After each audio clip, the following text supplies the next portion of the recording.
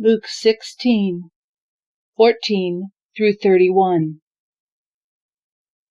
When the Pharisees, a money-obsessed bunch, heard him say these things, they rolled their eyes, dismissing him as hopelessly out of touch. So Jesus spoke to them. You are masters at making yourselves look good in front of others, but God knows what's behind the appearance. What society sees and calls monumental, God sees through and calls monstrous. God's law and the prophets climaxed in John.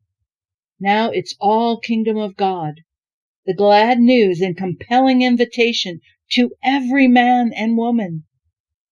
The sky will disintegrate and the earth dissolve before a single letter of God's law wears out.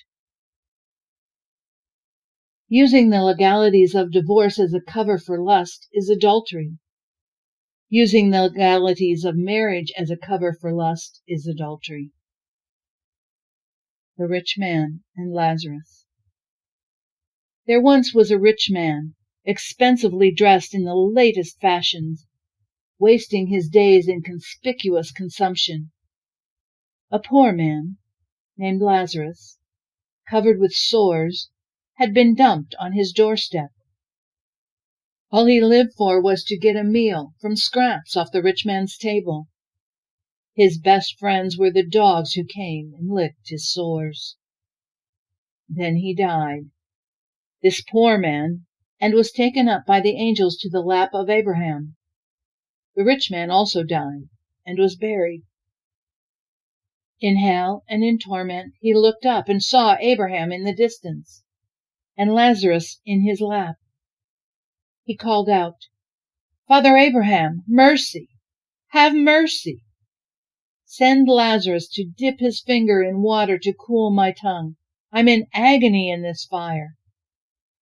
But Abraham said, Child, remember that in your lifetime you got the good things, and Lazarus the bad things. It's not like that here. Here he's consoled and you're tormented. Besides, in all these matters there is a huge chasm set between us, so that no one can go from us to you, even if he wanted to, nor can anyone cross over from you to us. The rich man said, Then let me ask you, Father, send him to the house of my father where I have 5 brothers, so he can tell them the score and warn them so they won't end up here in this place of torment. Abraham answered, They have Moses and the prophets to tell them the score. Let them listen to them.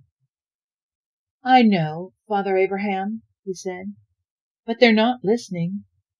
If someone came back to them from the dead, they would change their ways.